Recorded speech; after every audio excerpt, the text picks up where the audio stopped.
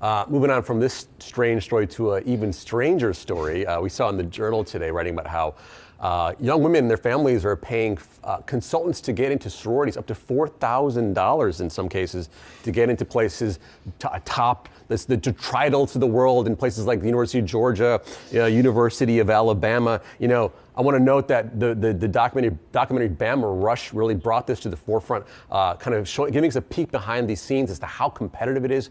There's also some of the consultants who were featured in the documentary are also mentioned in this article. I can't believe how big business is and how hard it is for people to get into these sororities that they really want to get into. I want to note one thing: 125,000 women sought sorority spots across 500 campuses.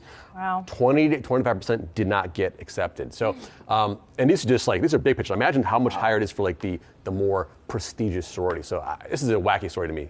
Unbelievable. $4,000.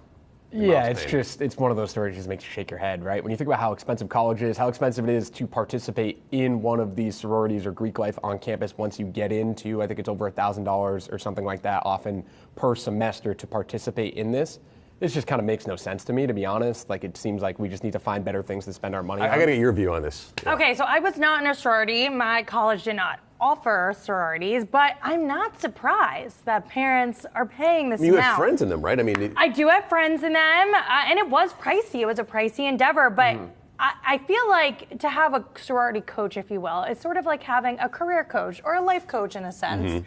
And a lot of the things that these companies do are things people probably should do when they enter the job market. I mean, scrubbing through your social media, how to make a good first impression, how to dress to impress.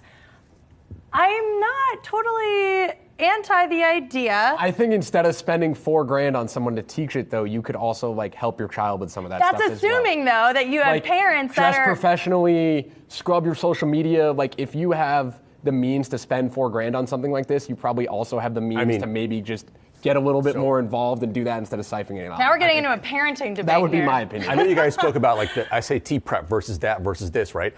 In that documentary, these people are talking about how do I talk to people? They need guidance on how to Kids are on their phones all day. Yeah. They don't know how to talk on the phone. They don't know how to talk to people in person. We all grew up in a very different generation from these younger kids.